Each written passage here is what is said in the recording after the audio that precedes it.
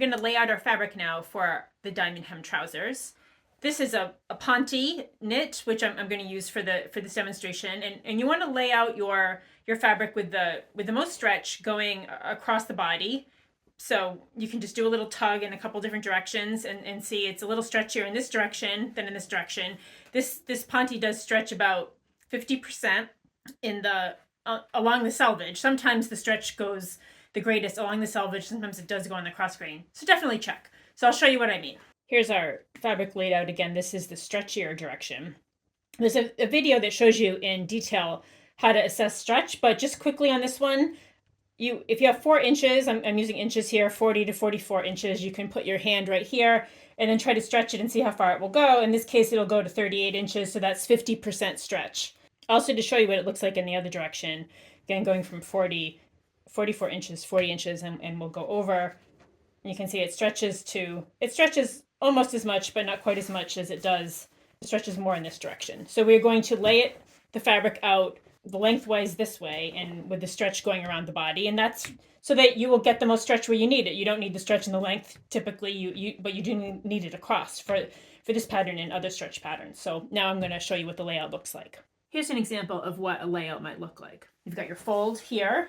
You're going to stagger your fronts and your backs so that they're not facing in the same direction. It prevents the legs from twisting. The back waistband facing is cut on the fold, so you'll want to put that on the fold. And then everything else you're just going to cut 2 of, and you just want to make sure that for, say, like the pocket pieces, the pocket bag and the pocket lining, that they are lined up so that the grain line is parallel in the same way that the grain line is parallel to the fronts and the backs, because it is, as you can see, here's the pocket bag. It's slightly askew in the grain line because when it's laid on with pant, when it's sewn onto the pant, it ends up being on grain, but it sets off grain. So just measure that from this point to make sure that everything is lined up correctly. This is for view B for the split hem facing. So you're going to have just the plain front split hem facing.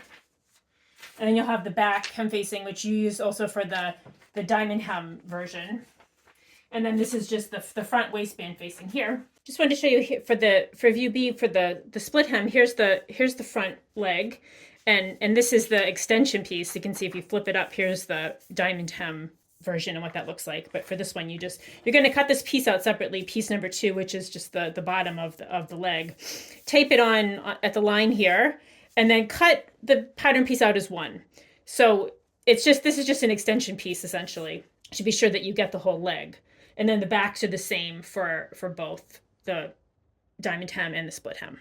Here are the facing pieces. If your fabric is pretty heavy, bulky, you may want to use a lighter fabric for the facings. For the pocket lining, you could do that in a jersey or any other fabric as long as it's at least as stretchy as your main fabric.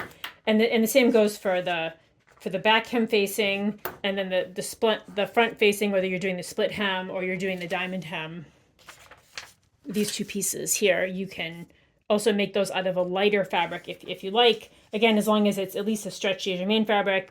Cut it out with the grain the same way with the most stretch going around, and you will be in good shape. Here's an example of what view A, the diamond hem version, might look like.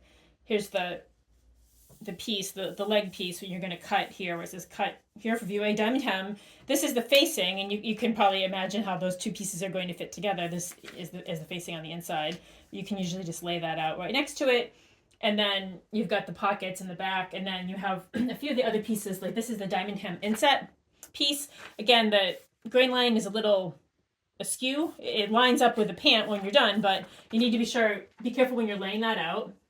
And then you'll also have the facing for that inset piece. So again, it's a facing, you can imagine that it will fit just like that. When we're done, you'll have, of course, the waistband facings, and then the back hem facing, which you also had for the previous version for view B. Again, depending on the width of your fabric, the length of your fabric, the size that you're cutting out, you can always follow the layout that's provided in the pattern. And again, just be sure, as long as you're laying the most stretch across the body, you'll be safe. So now I'm going to cut this out, and then we will get started with the sewing.